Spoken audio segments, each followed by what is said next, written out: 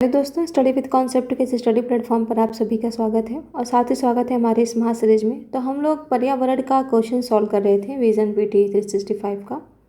तो उसी श्रृंखला में आगे बढ़ते हुए आज हमारा दूसरा लेक्चर है।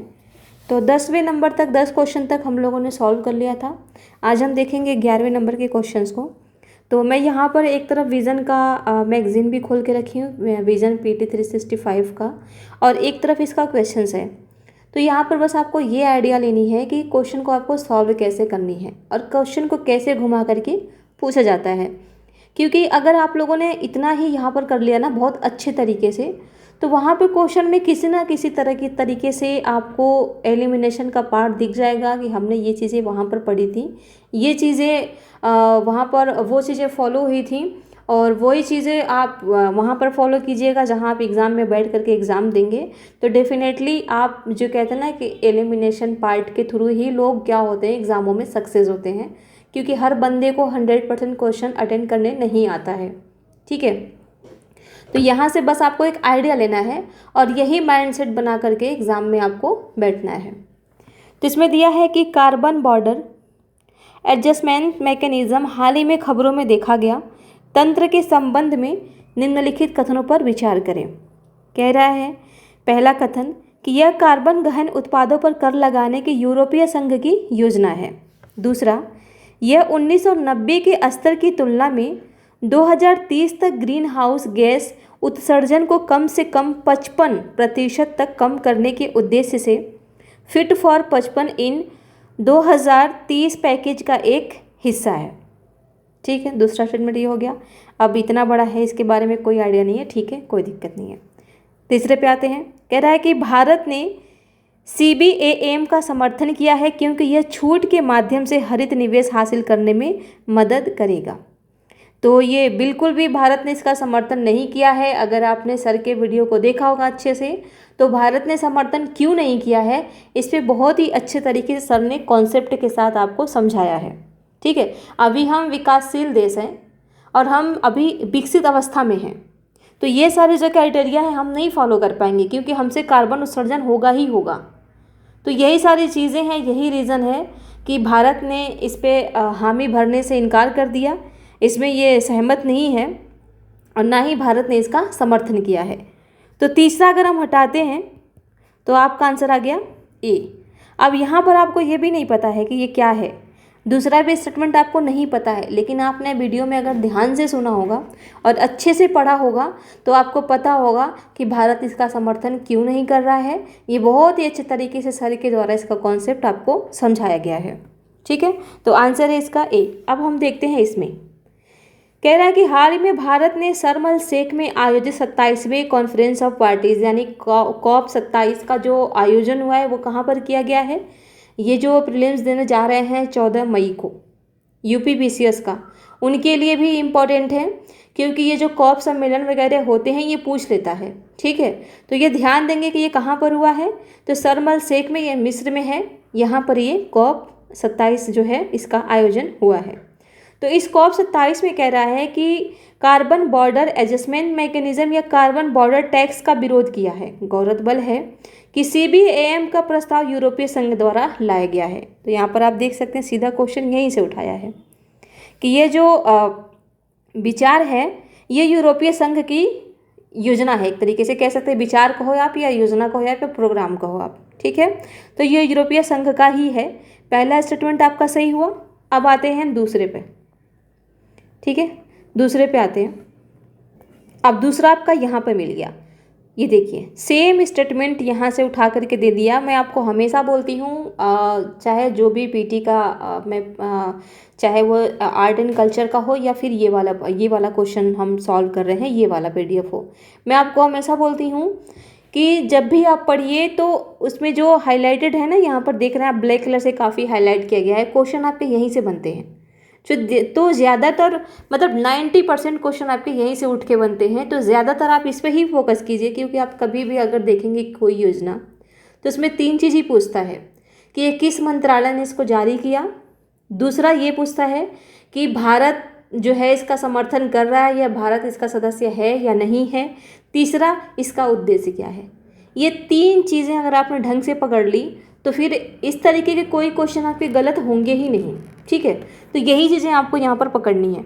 तो ये देखिए यहाँ पर बिल्कुल ये बता दिया, इसका उद्देश्य भी आप देख लीजिएगा कि इसका उद्देश्य क्या है। तो कंपनियों द्वारा भुगतान किए गए कार्बन मूल्य और कंपनियों द्वारा अन्यत्र भुगतान की गई कीमत में अंतर को समाप्त करना है।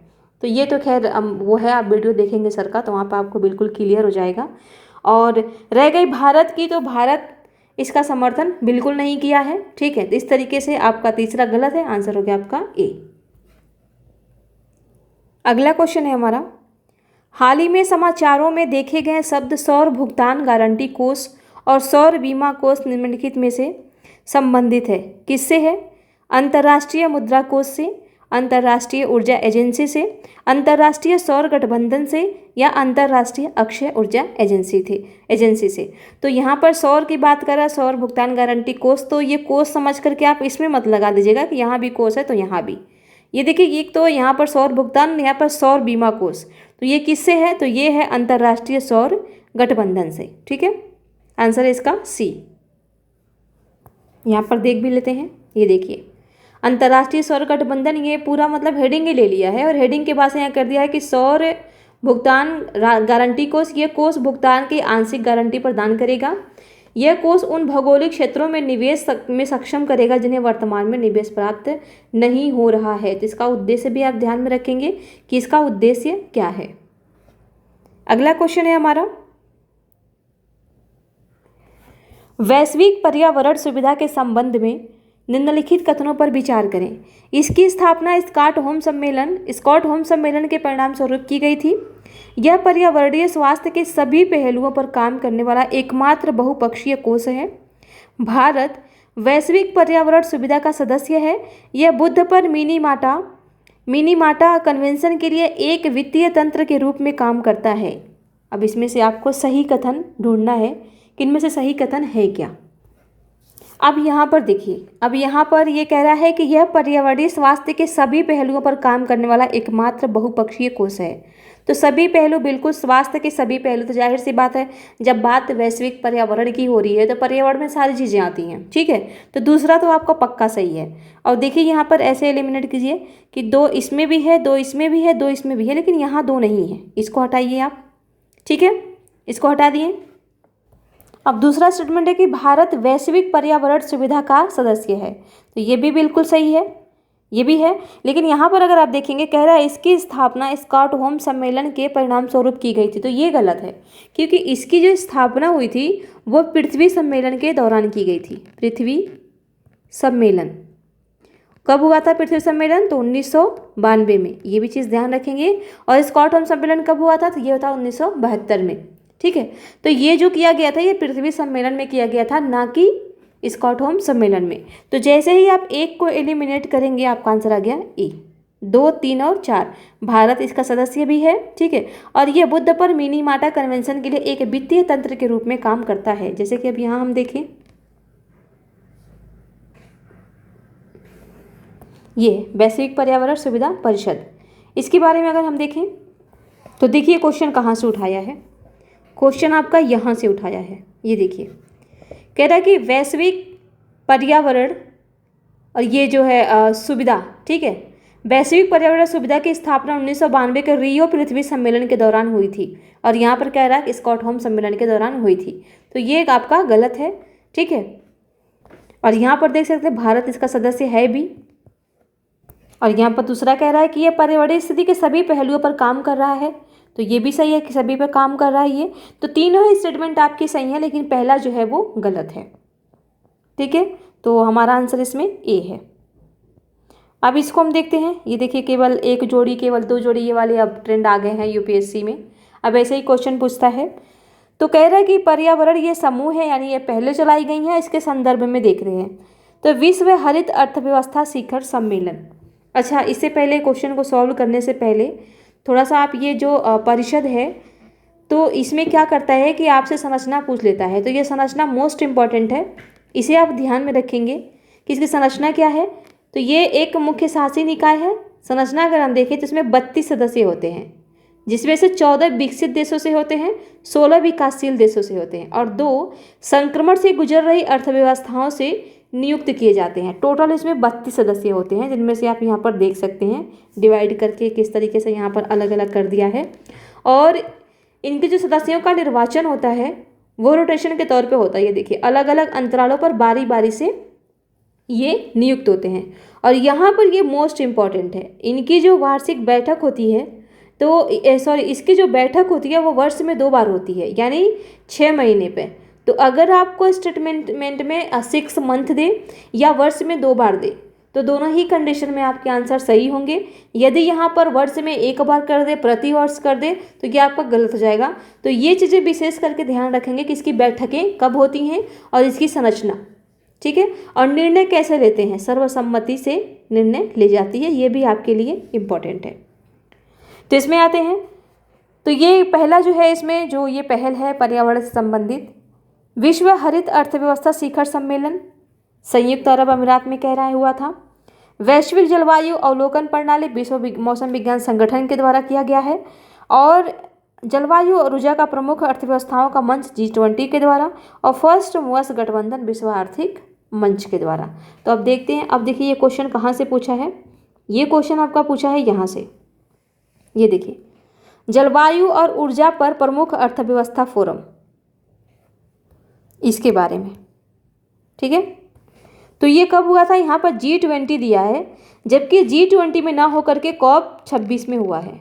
ये देखिए COP26 में, तो ये तो आपका गलत हो गया, तो सभी 4 तो होंगे नहीं, ठीक है। अब ये हरित वाली को देख लेते हैं।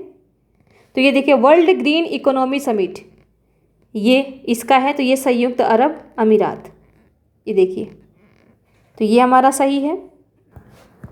फिर है यहाँ पर ग्लोबल क्लाइमेट ऑब्जर्विंग सिस्टम, यानी वैश्विक जलवायु अवलोकन प्रणाली, तो यहाँ पर देखिए विश्व मौसम विज्ञान, तो ये भी आपका सही है। और ये फर्स्ट मूवर गठबंधन के बारे में तो आप सभी को पता ही होगा, ये विश्व आर्थिक मंच ही करता है। तो इस तरीके से हमारा तीनों सही है, तो आंसर इसका सी, केवल 3 जोड़ी सही है, ठीक है। अगला क्वेश्चन अगर हम देखें, इसको ध्यान रखिएगा, ये COP26 में हुआ था। अगला अगर हम देखें तो कह रहा है कि निम्नलिखित में से कौन सी रिपोर्ट संयुक्त राष्ट्र पर्यावरण कार्यक्रम द्वारा जारी की जाती है। वैश्विक पर्यावरण आउटलुक रिपोर्ट, अनुकूलन gap report, emission gap report, triple emergency report. तो इसको देख के आपको नया लग रहा होगा कि ट्रिपल इमरजेंसी जो रिपोर्ट है ये तो बिल्कुल नया है, जिसी को एलिमिनेट करते हैं और आंसर तक पहुंच जाते हैं। लेकिन जैसे ही इसको आप एलिमिनेट करेंगे आपका आंसर गलत हो जाएगा, क्योंकि यहाँ पर ये जो संयुक्त राष्ट्र पर्यावरण कार्यक्रम है इन 4 रिपोर्टों को जारी करता है। मोस्ट इम्पॉर्टेंट है, रिपोर्ट से हर साल क्वेश्चन आते हैं, तो ये चीज़ें आपको ध्यान में रखनी है। और ये कहाँ से पूछा है ये भी मैं आपको दिखा रही हूँ, ये देखिए, ये देखिए UNEP द्वारा जारी की जाने वाली अन्य रिपोर्टें, और यहीं से पूरा उठा दिया है, आपको कहीं से अलग से नहीं किया है, चारों एक ही जगह से उठा करके डाल दिया है। तो ये वैश्विक पर्यावरण आउटलुक रिपोर्ट भी जारी करता है। अनुकूलन कि जहाँ भी अंतराल हो, गैप हो, जिस भी उसमें दिखे आपको, जिस भी रिपोर्ट में, तो तुरंत आप समझ देगा कि ये UNEP ने जारी किया है, यानी संयुक्त राष्ट्र पर्यावरण कार्यक्रम ने ही इसको जारी किया है। ये तुरंत आप पकड़ लीजिएगा, ठीक है। बाकी ये वैश्विक पर्यावरण आउटलुक तो ये तो आपको पता ही होगा। और ट्रिपल इमरजेंसी वाला भी आप ध्यान में रखिएगा कि ट्रिपल इमरजेंसी जो है वो भी UNEP ही जारी करता है, ठीक है। ये वैश्विक पर्यावरण आउटलुक है, लेकिन जैसे ही आपसे पूछे कि वैश्विक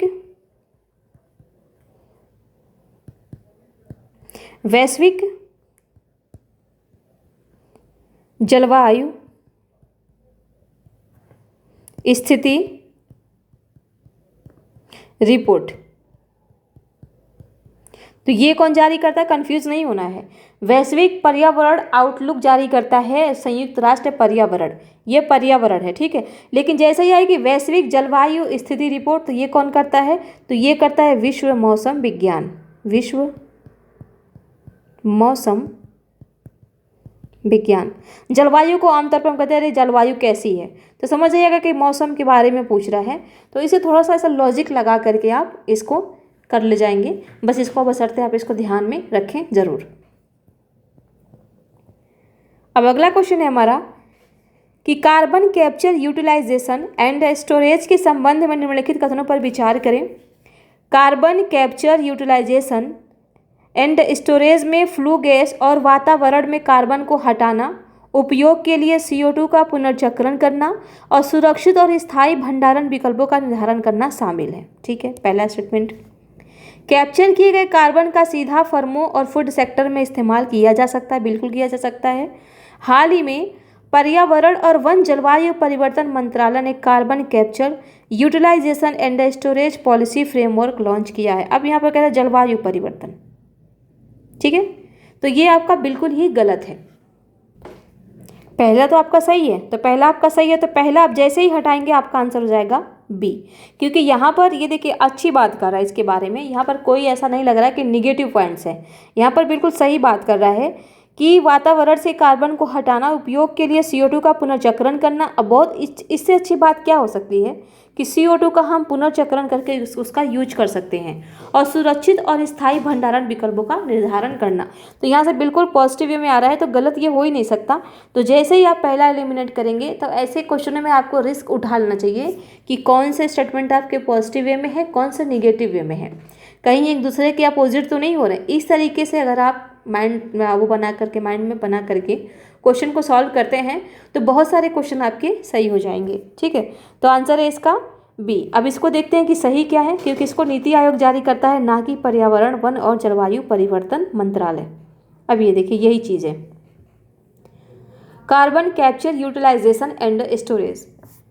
तो यहाँ पर ना 90% जिस भी मंत्रालय को दे आपको एग्जाम में कि ये इस मंत्रालय की पहल है, तो उसको एकदम गलत ही मान के आप चलिएगा। ठीक है, क्योंकि 90% में ये गलत ही होता है कि इस मंत्रालय की पहल है। ये चीज़ें आप बैठा लीजिए दिमाग में। जब बिल्कुल भी हवा ना लगे क्वेश्चन में, तो ये मेथड आप जरूर अप्लाई कीजिए, उसी को एलिमिनेट कीजिए, बाकी आप लगा के आ जाइए राम भरोसे, बाकी जो होगा देखा जाएगा। ठीक है, लेकिन रिस्क उठाना चाहिए। अगर आप रिस्क उठाने से बचेंगे तो फिर 50, 60, 70 करके आएंगे तो उसमें चांसेस कम रहते हैं। और जितने भी लोग पास होते हैं ना, उनसे पूछेंगे भाई 100 करके आ गए, उल्टा सुल्टा तुक्का लगा करके, और वही निकालते भी हैं एग्ज़ाम। तो रिस्क आपको उठाना चाहिए ज़रूर, लेकिन मैं ये भी नहीं कहूँगी कि ऐसा ही रिस्क उठा लो कि अब 50 में नहीं आया तो 50 में ही रिस्क उठा लो। अब ऐसा भी नहीं है, थोड़ी बहुत तो नॉलेज होना चाहिए। ठीक है, और ऐसा तो है भी नहीं, इतना आप लोग पढ़ते हैं कि 50 के 50 ही नहीं आएंगे आपको। ठीक है, तो आते फिलहाल यहाँ पर, तो ये कह रहा है कि हाल ही में नीति आयोग ने carbon capture, utilisation and storage policy framework and its deployment mechanism in India शीर्षक से रिपोर्ट जारी की है। तो बस इतना ही ध्यान रखना आपको कि कार्बन कैप्चर जो रिपोर्ट है ये किसने जारी किया है, तो ये किया है आपका नीति आयोग ने, नीति आयोग ने। बस हो गया। अगला क्वेश्चन अगर हम देखें तो कह रहा है कि पेरिस समझौते का अनुच्छेद 6 निम्नलिखित में से किससे संबंधित है। यहाँ पर ध्यान दीजिएगा, बात किया जा रहा है पेरिस समझौते का। तो पेरिस समझौते के तहत एनेक्स 1 के देश, कार्बन ट्रेडिंग तंत्र, आम लेकिन विभेदित जिम्मेदारियां, सदस्य देशों से वित्तीय योगदान। तो अब देखिए यहाँ पर बिल्कुल आपको यहाँ पर कुछ करने की जरूरत नहीं, क्योंकि दो तो बिल्कुल ही इससे अलग हो रहे हैं।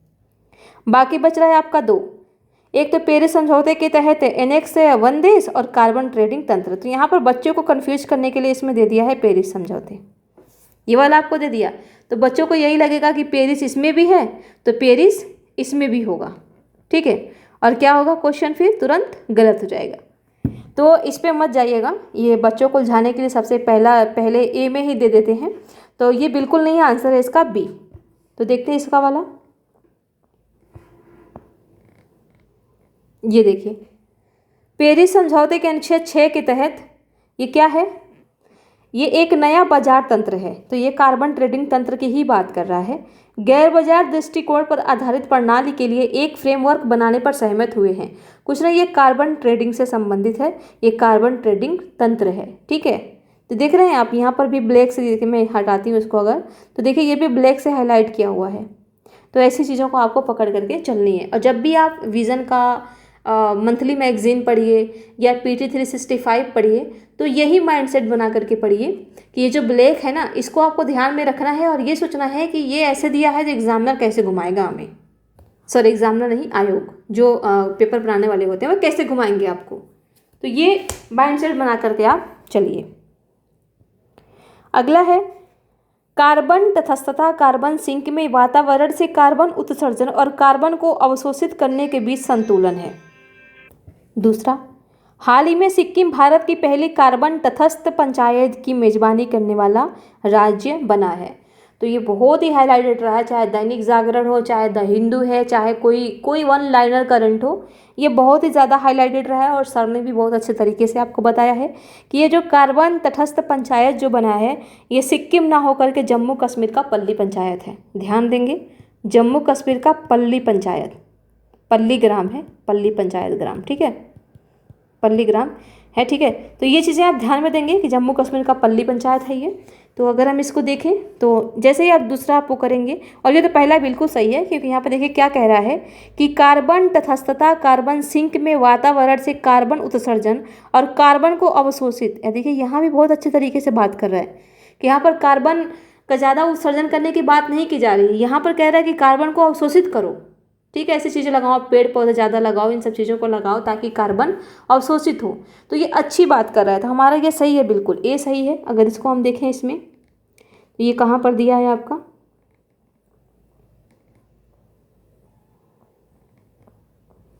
मैं खुद पढ़ी हूँ इसमें, रुक जाइए मैं बताती हूँ, यही कहीं है वो।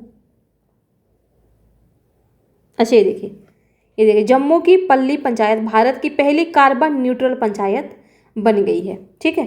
तो यहाँ से ये पूछा है। और ये देखिए, ये भी अगर मैं इसको हटाऊं तो देखिए ये भी ब्लैक से ही है। ये देखिए अभी तक जितने भी आपको क्वेश्चन मिल रहे हैं जो हाईलाइटेड है इसमें, वहीं से मिल रहे हैं, ठीक है। और डायरेक्ट तो नहीं, इनडायरेक्ट रूप से विजन से कम 60 से 70 क्वेश्चन आपके आते ही आते हैं, ठीक है। क्योंकि इसमें अगर कोई हिस्ट्री का क्वेश्चन है, इसमें अगर कोई पॉलिटी का क्वेश्चन है, इसमें कोई इकोनॉमी का क्वेश्चन है, साइंस एंड टेक का क्वेश्चन है, आईआर का कोई संगठन वगैरह है, तो आप देखेंगे कि केवल वो फैक्टों पे नहीं रहता है, बल्कि उनकी पूरी डाटा, जो नहीं कहते किसी का कि मतलब पूरा डाटा निकाल के रख देना, तो वो एक लाइन से पूरा हिस्ट्री निकाल के रख देगा, पूरी पृष्ठभूमि आपको बता देगा कि कहाँ से स्टार्ट हुआ था, बीच में क्या हुआ था और वर्तमान में क्या चल रहा है।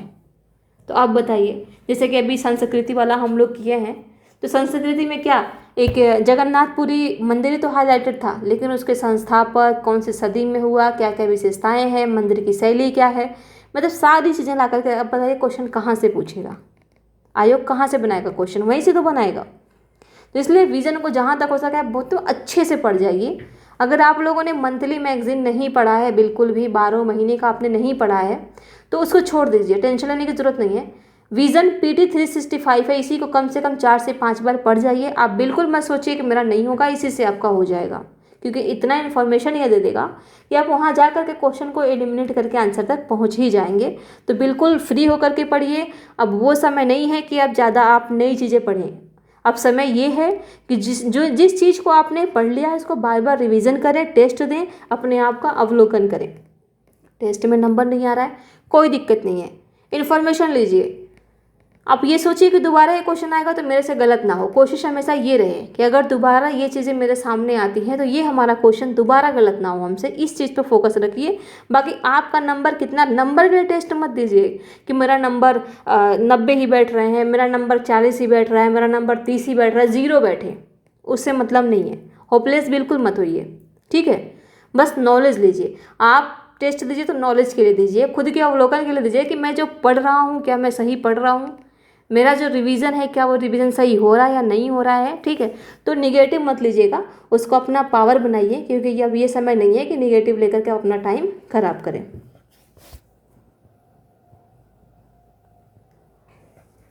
अगला क्वेश्चन है कि निम्नलिखित कथनों पर विचार करें। Country climate and development report नई कोर डायग्नोस्टिक रिपोर्ट है, जलवायु परिवर्तन और रिपोर्ट है जो जलवायु परिवर्तन और विकास के विचारों को एकीकृत करती है। वे, दूसरा स्टेटमेंट कह रहा है कि वे सस्टेनेबल सॉल्यूशंस डेवलपमेंट नेटवर्क द्वारा जारी किए जाते हैं। अब इसमें से आपको सही कथन पहचानना है। तब मैं फिर आपसे यही कहूँगी, जो अभी मैंने एक क्वेश्चन पहले बताया ना अभी, कि मंत्रालय जो होता है कि इसके द्वारा ये जारी किया गया है, आप यहाँ बिल्कुल आपको नहीं पता है बिल्कुल, लेकिन ये अब जब आप पढ़ रहे हैं कि कह रहा है कि country climate and development report नई कोर डायग्नोस्टिक रिपोर्ट है जो जलवायु परिवर्तन और विकास के विचारों को एकीकृत करती है। तो यहाँ पर ऐसी कोई भी बात नहीं है कि विकास के विचारों का उल्लंघन करती है, विकास के विचारों की अवनति करती है, ठीक है। तो ये सारी चीज़ें नहीं हैं यहाँ पर कह रहा है कि विकास के विचारों को एकीकृत कर रही है। तो बिल्कुल ये एकदम पॉजिटिव पॉइंट बता रहा है। तो एक तो आपका कंफर्म है कि एक तो पक्का आपका सही है। लेकिन यहाँ पर आपको ये नहीं पता है कि वे सस्टेनेबल सॉल्यूशंस डेवलपमेंट रिपोर्ट द्वारा जारी किए जाते हैं। ये बिल्कुल ही गलत है आपका, क्योंकि ये कौन जारी करता है? ये करता है विश्व बैंक। विश्व बैंक। तो यहाँ पर अगर ऐसे क्वेश्चन में आप रिस्क ले लिया तो आपका आंसर आ गया ए, हो गया आपका। अब इसको देख लेते हैं। अब ये देखिए, ये जारीकर्ता कौन है? विश्व बैंक ही है। ठीक है, अगला देखते हैं। कह रहा है कि निम्नलिखित में से कौन सा कथन राष्ट्रीय स्वच्छ वायु कार्यक्रम के संबंध में सही नहीं है? यहाँ पर पूछ रहा कि सही नहीं है। आपको मैं हमेशा बताती हूँ कि आपको बिल्कुल सही गलत ये करके आपको चलना है। कह रहा है कि इसे वायु प्रदूषण की रोकथाम, नियंत्रण और उपशमन के लिए व्यापक समन्वित कार्यों के लिए 2019 में लॉन्च किया गया था। तो बिल्कुल सही है, क्योंकि वायु प्रदूषण की रोकथाम, नियंत्रण, उपशमन कैसे हो, तो यहाँ पर जब राष्ट्रीय स्वच्छ वायु कार्यक्रम की ही बात कर रहा है तो बिल्कुल सही है। इसका 2024 तक पार्टिकुलर मैटर सघनता में 20 से 30% की कमी का लक्ष्य है। तो ये तो हमें बिल्कुल नहीं पता है, चलिए छोड़िए, क्योंकि यहाँ हो सकता है कि चेंज हो सकता है, यहाँ भी चेंज होने का ऑप्शन है। नीचे देखते हैं। एनसीएपी के तहत कुछ शहरों की पहचान प्रदर्शन आधारित अनुदान प्राप्त करने के लिए 15वें वित्त आयोग द्वारा की गई है। तो बिल्कुल सही है, यहाँ पर कोई भी ऐसी नेगेटिविटी बात नहीं बताई जा रही है। स्वच्छ वायु सर्वेक्षण एनसीएपी के तहत शहर की कार्य योजनाओं के आधार पर शहरों की रैंकिंग है। बिल्कुल, चाहे कोई भी हो, कोई भी योजनाएं हो या उसका लाभ अगर देना हो, सबसे पहले हम रैंकिंग देखते हैं, परफॉर्मेंस देखते हैं। यूपीएससी में भी हम रैंक देखते हैं कि कितना नंबर लाया है, किस रैंक पे जा सकता है। तो ठीक इसी प्रकार से हम देखेंगे कि क्या हमने ये सुविधाएं इस जगह को दिया, इस क्षेत्र को दिया, इस गांव को दिया, इस जिले को दिया, तो क्या वो जिला उस योजना को लागू करवाने में, उस योजना के अकॉर्डिंग कार्य करवाने में सफल रहा है या नहीं रहा है। अगर उसने अच्छा काम किया है तो उसको आगे बढ़ा करके और फंडिंग देंगे, वो और बेहतर काम करेगा। लेकिन जब वो पैसा खुद ही खा ले रहा है, खुद ही भ्रष्टाचार में लिप्त है और खुद ही काम नहीं कर रहा है, तो उसको हम भला पैसा क्यों देंगे? तो हम वो पैसा उसको देंगे जो उससे बेहतर काम किया हो। तो उसको देख करके फिर वो कंपटीशन करेगा, तो कंपटीशन करने के बाद से फिर वो क्या करेगा? अपने यहाँ अच्छे से काम करेगा। तो बिल्कुल ये भी सही है। तो यहाँ पर देखते हैं, ये जो कह रहा है कि इसका 2024 तक पार्टिकुलेट मैटर सघनता में 20 से 30 की कमी का लक्ष्य है। लेकिन अब ये चेंज हो गया है। अभी ये पीटी विजन PT 365 पढ़ने का यही फ़ायदा होता है, इसमें बिल्कुल लेटेस्ट डाटा रहता है। तो देखिए, तो 2024 तक 20 से 30% की कमी करने का लक्ष्य रखा गया था। ठीक है, और यहाँ पर कह रहा है कि लक्ष्य है नहीं। ये देखिए, था और है में अंतर कर दिया। था लेकिन अब नहीं है। अब क्या कर दिया है? अब ये 2026 से तक क्या कर दिया है कि अब जो है इसको अब 20 से 30 नहीं, अब कह रहा है कि 40% तक की कमी इसमें करनी है। आंसर है आपका बी, यही आपका गलत है। लक्ष्य है नहीं, लक्ष्य था, अब चेंज हो गया है। ठीक है, तो ये चीज़ें आप ध्यान में रखेंगे।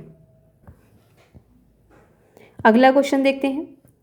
कभी कभी समाचारों में देखे जाने वाले flue gas desulphurisation selective catalytic reduction शब्द निम्नलिखित में से किससे संबंधित है? अब आपको पता ही है यूपीएससी वैसे ट्रेंड अपना रही है, वन लाइनर तो पूछ ही रही है। देखिए क्या है, ये कह रहा है कि ये देखिए फ्लू गैस की बात कर रहा है। डीसल्फराइजेशन तेल रिफाइनरी पेट्रोल में अतिरिक्त सल्फर सामग्री को नकारने की प्रक्रिया करती है। प्रदूषित उत्सर्जन को कम करने के लिए थर्मल पावर प्लांट में रिट्रोफिंग, विद्युत वाहनों से संबंधित प्रौद्योगिकियां कोई नहीं। तो ऐसा तो है नहीं कि कोई नहीं है, इसको पढ़ के तो लग ही नहीं रहा है कि ये होगा। ठीक है, अब इन दोनों में आप कंफ्यूज हैं कि क्या हो सकता है। तो आप अगर थोड़ा सा यहाँ पर ध्यान देंगे तो कह रहा है कि फ्लू गैस की बात कर रहा है, और कह रहा है वो भी कौन सा? तो कह रहा है सल्फर। तो सल्फर किससे निकलता है? कोई भी चीज़ आप जलाएंगे उसी से तो सल्फर निकलेगा। जैसे कोयला हुआ, लकड़ी हुआ, इन सब को आप जलाएंगे उसी से सल्फर निकलेगा। तो ये देखिए थर्मल पावर प्लांट में रिट्रोफिटिंग, तो यही है आपका आंसर है इसका बी। अब देखते हैं यहाँ पर, ठीक है यही है। अब देखिए ये स्टेटमेंट यहीं पर पूरा दे दिया है और यहीं से आपका क्वेश्चन उठा करके दे दिया है। देखिए जीवाश्म ईंधन उसी की बात कर रहा है, देखिए ठीक है। तो इस तरीके से अगर आप अच्छे से पढ़ते हैं ना, और यहाँ भी देखिए अभी हाईलाइट ही है, ये हाईलाइट ही है सारा। तो इस तरीके से अगर ध्यान में आप रख के पढ़ रहे हैं तो आप आराम से क्वेश्चन को कर ले जाएंगे। अगला क्वेश्चन है, भारत में वायु प्रदूषण नियंत्रण उपायों के संबंध में निम्नलिखित कथनों पर विचार करें। वायु गुणवत्ता प्रबंधन आयोग वायु गुणवत्ता की निगरानी पर कार्यवाही का समन्वय करने के लिए एक सांविधिक निकाय है। Graded response action plan Delhi NCR में प्रतिकूल वायु गुणवत्ता के 4 अलग अलग चरणों के आधार पर वायु प्रदूषण को संबोधित करने के लिए एक कार्य योजना प्रदान करता है। तो बिल्कुल सही है। दूसरा, पहला कह रहा है कि सांविधिक निकाय है, तो बिल्कुल सांविधिक निकाय। अगर यहाँ पर होता कि संवैधानिक निकाय है तो ये आपका गलत हो जाता। आंसर है इसका सी, यानी आपका दोनों ही सही है। अगर इसको हम देखें, देखिए यह एक वैधानिक निकाय है। सांविधिक यानी विधिक या वैधानिक विधि के द्वारा बनाया गया है, तो आप अंदाजा लगा सकते हैं। अगर यहाँ पर वैधानिक दे तो भी आप समझिएगा कि यही है, ठीक है। और ये देखिए यही कह रहा है, यही बात सेम बता रहा है कि राजधानी क्षेत्रों में निकटवर्ती क्षेत्रों में वायु गुणवत्ता प्रबंधन आयोग अधिनियम के द्वारा ये बनाया गया था, ठीक है। और ये देखिए दिल्ली एनसीआर में वायु प्रदूषण निपटने के लिए एक कार्य योजना प्रस्तुत करता है। यह कार्य योजना प्रतिकूल वायु गुणवत्ता के 4 विभिन्न चरणों पर आधारित है। तो ये देखिए ये भी ब्लैक से ही है, आपका यहाँ से उठा करके आपका दे दिया है। तो इस तरीके से आपका आंसर है सी। अगला क्वेश्चन है, निम्नलिखित में से कौन सा कथन WHO वायु गुणवत्ता दिशा निर्देश के संबंध में सही नहीं है। यह सामान्य वायु प्रदूषकों के लिए स्तरों और अंतरिम लक्ष्यों की सिफारिश करता है। वायु गुणवत्ता दिशा निर्देश पहली बार 1987 में जारी किए गए थे। दिशा निर्देशों के मुद्दों में से एक यह है कि यह नाइट्रोजन डाइऑक्साइड की सांद्रता पर विचार नहीं करता है। नवीनतम अद्यतन से पता चलता है कि लगभग पूरी वैश्विक आबादी 99% यानी पूरी वैश्विक आबादी WHO वायु गुणवत्ता सीमा से अधिक हवा में सांस लेती है। तो देखिए अब जब बात हो रही है यहाँ पर वायु गुणवत्ता की, तो नाइट्रोजन डाइऑक्साइड की सांद्रता को हम बाहर कैसे करेंगे, क्योंकि ये भी तो तरीके से प्रदूषण ही फैलाता है। तो ये आंसर है इसका सी, आंसर है सी। अगर इसको देखें यहाँ पर हम, ये देखिए ये प्रस्तुत करता है, इसको ये नहीं करता है, शामिल नहीं। यहाँ पर ये देखिए शामिल इसको किया गया है, अलग नहीं किया गया है इसमें, ये देखिए। तो यहाँ से आपका उठाया ये क्वेश्चन। अगला अगर हम देखें तो ये है कि भारत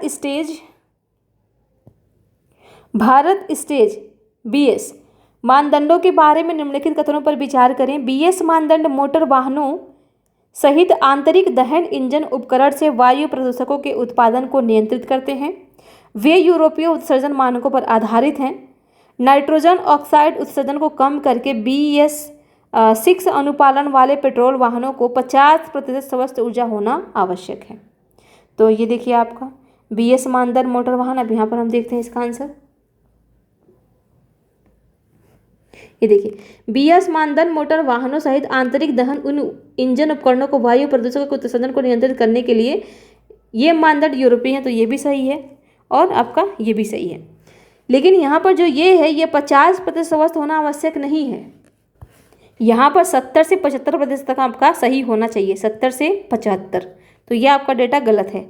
तीसरा आप गलत कीजिए, आपका 1-2 सही आंसर हो गया आपका ए। ये लास्ट आज हम करते हैं इसका, फिर आगे हम देखेंगे बाद में, ठीक है। तो इसको देखते हैं हम एक बार। तो कह रहा है कि भूजल पर संयुक्त राष्ट्र जल शिखर सम्मेलन हाल ही में पेरिस में आयोजित किया गया था।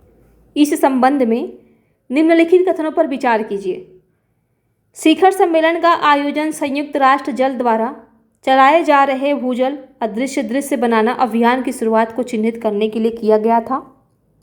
दूसरा कह रहा है कि शिखर सम्मेलन का आयोजन UN वाटर यूनेस्को और अंतर्राष्ट्रीय भूजल संसाधन आकलन केंद्र द्वारा किया गया था। अभी इसमें इतनी छोटी बारीकी है, मतलब उससे इस स्टेटमेंट को गलत कर दिया है। अगर आप देखेंगे तो आपको विश्वास ही नहीं होगा, ऐसे लग रहा है ना कि बिल्कुल हाँ सही है। देखिए कह रहा है कि शिखर सम्मेलन का आयोजन संयुक्त राष्ट्र जल द्वारा चलाए जा रहे भूजल अदृश्य दृश्य बनाना अभियान की शुरुआत को चिन्हित करने के लिए किया गया था। लेकिन शुरुआत को नहीं, समापन को। यहाँ पर समापन होगा, समापन। ये देखिए यहाँ पर समापन किया गया था, ठीक है। थीम वगैरह सब कुछ वही है आपका, लेकिन यहाँ पर समापन यहाँ पर कर दिया है शुरुआत। तो एक आपका गलत हो गया।